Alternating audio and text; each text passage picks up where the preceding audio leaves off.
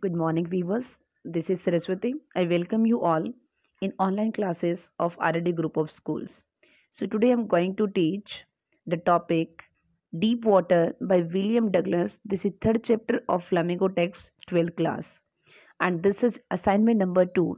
As already, assignment number 1 already has been done. So, now we will proceed for the next. It means second assignment. So before starting the second assignment, we will recapitulate the points those we have already done in assignment number 1.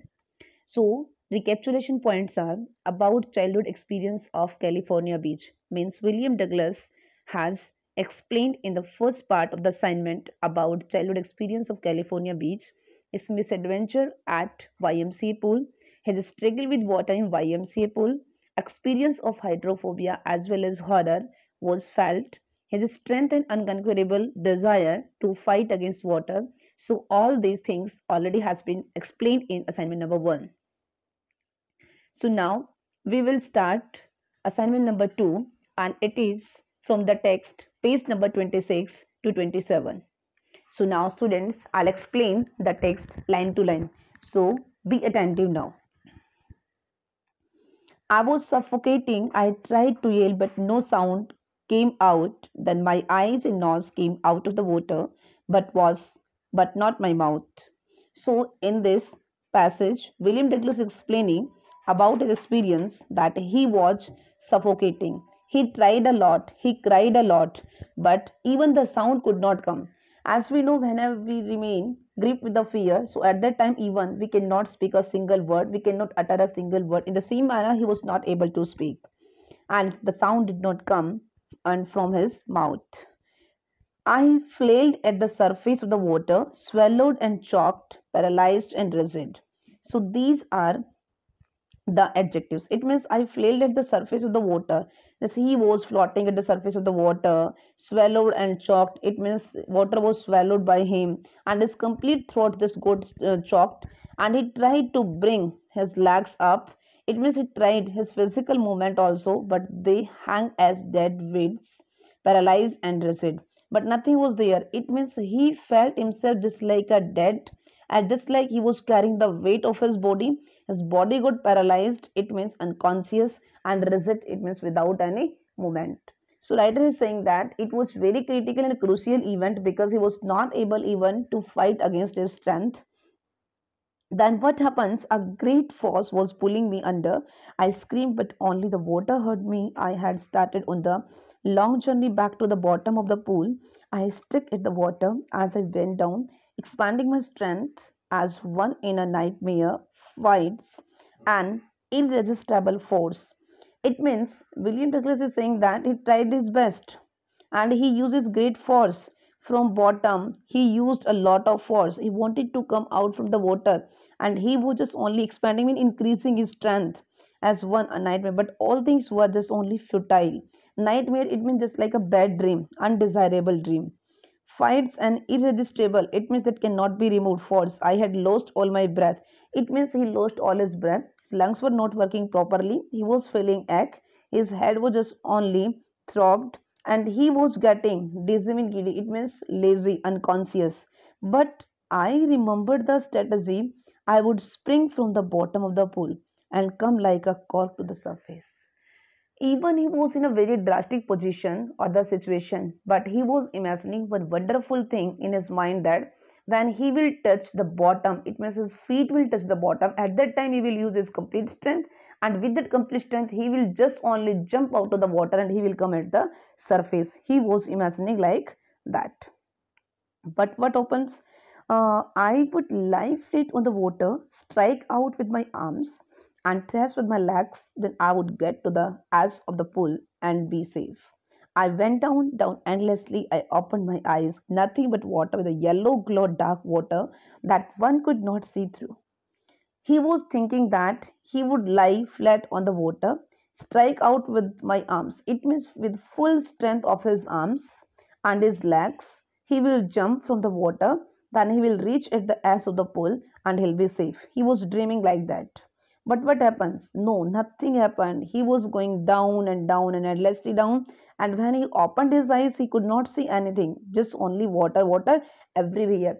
So we can remind one more line of the rhyme of ancient mariner, a rhyme of ancient mariner, Rhyme of Ancient Mariner, in which William Samuel Taylor Coleridge has defined that water, water everywhere, nor any drop to drink. In the same manner, before William Douglas, only water and water was there. And then what happens? And then Seer Stark. So here, students, we can see here Seer Stark. It means what?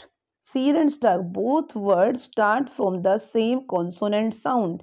It means there is figure of speech alliteration. Seer Stark. Terror ceased mean controlled. Ceased mean control. It means stop. Totally he was seized with that. It means a greater kind of fear seized his heart. It just only controlled his heart. And terror that knows no understanding, terror that knows no control, and terror that knows no one can understand who has not experienced it. It's a very wonderful line or statement. Writer is saying that the form of terror was quite very severe, stark, horrible, terrorful. It means it controlled, seized his heart. And he's saying that nobody can understand that, and nobody can control that, and nobody can know that. Only the person who himself has experienced it can only elaborate or know or experience the terror or horror. Otherwise, nobody can explain what kind of horror, what is the shape, what is the experience of it. And it was shrinking underwater. I was paralyzed underwater, stiff, rigid with fear. Even the scream in my throat were frozen. Only my heart and the pounding in my hand said that I was still alive. Writer is saying that at that time his body was not working. It totally got paralyzed, totally got rigid, and he was not getting any movement, any particular kind of means movement or any kind of mm, activeness in his body. Only he was feeling that his heart was working, then he was feeling that he was alive, and otherwise no part of body was working properly or effectively. And then in the midst of the terror came a touch of reason. I must remember to jump when I hit the bottom. At last I felt the tiles under me. He My toes reached out as if to grab me in control. Grip them, I jumped with everything I had. It means, writer is saying that only my heart and the pounding in my head said that I was alive.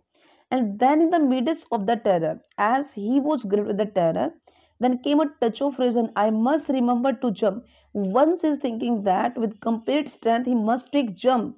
When he hits the bottom and at last felt the tiles under me, my toes reached out as it get grab. I jump. As he felt that means the toes of his feet just only touched the bottom. He gathered, he collected all his complete strength, and with complete strength, he jumped outside. But what happens? I don't think so. Anything was very positive result. So, but the jump made no difference. It means he did his best, but he could not get any positive result of that. The water was still around me. I looked for rocks, ladder, water wings. It means water was still. He did his best, but still water was there around. It means he was around the water at that time. And he looked for ropes. He was searching for ropes, for ladder, for water wings. It means what he was doing. Now another option was there only ropes, ladder, water wings, and all this. So he was searching only them, that how he will just do and how he will come out of the water. But nothing but water, a mass of yellow water, held me. Stark terror took an even deeper hold on me, like a great charge of electricity. So here writer is using the line, it means it make a hold on him like a great charge of electricity. Like, it means this like word is figure of speech simile. What is that? Figure of speech simile. It means, what is that? When two things are compared on the basis of single one quality, then figure of speech simile takes place. So here we have compared what? Terror took an even deeper hold on me. Like, it means the grip of terror or the grip of electricity charge is compared with each other. So figure of speech simile is used here. So writer is saying that it means as the terror gripped him, seized him, just like an electricity makes a grip on anything, in the same manner it was made on his mind. I shook and trembled with fright. My arms would not move, my legs would not move. I tried to call for help, to call for mother. So yes, students, you know that whenever we remain in very critical situation, then we always call our mother, because mother is the only one who can understand our problem. So in the same manner, poet is saying that, writer is saying that it means he called for the mother and in the for the help, but nobody came there. He was crying, he was yelling, his legs, his body, nothing was working. Nothing happened, and then, strangely, there was light. I was coming out of the awful yellow water. As he was feeling that he was coming from yellow water, at least my nose were almost out too. Then I started down a third time. I set for air and got water. The yellowish light was going out. Then all effort ceased. Third time he felt that nothing was there except only water, and the color of water was of yellow color. Only the light was also appearing yellow, and nothing was there except the water. It means water, water only around him.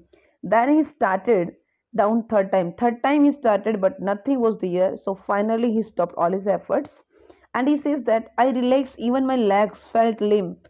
Limp means unconscious, and a blackness swept over. Swept means cover my brain. It wiped out means remove out fear. It wiped out terror. There was no more panic. Panic means pain. It was quiet and peaceful. Peaceful means calm. It means now, third time, he felt that he stopped all his efforts. He was not doing anything. He accepted everything. And this time he was feeling that, yes, definitely, I have accepted everything. Just only a blackness, just only covering his brain, and complete fear wiped out. There was no fear, there was no pain, there was no tension, there was no any worry, no was nothing. He was totally free. So what was that which made him totally free? So student, nothing to be afraid of. This time he was thinking, it means he was thinking that nothing to be afraid. It means there is no fear at all. Now he was just only out of fear. This is nice to be drowsy. Now he's explaining his statement, his experience, what he felt at that time. This is nice to be drowsy. Drowsy means unconscious, in a unconscious, or we can say the semi-unconscious manner. And to go to sleep, no need to jump, too tired to jump. It is nice to be carried gently, to float along in space, tender arms around me, tender arms like mothers. So twice mother's name is used, means whenever we remain in any kind of problem, we always first call to mother. So the two times reference of mother is given. So one thing, that tender arms like mother, again figure of speech simile is used. How? Because tender arms of mother as well as tender arms of death, both are compared with each other. Both are tender. The arms of the death as well as arms of mother, both are tender. They always give us comfort, soothe, and so many things.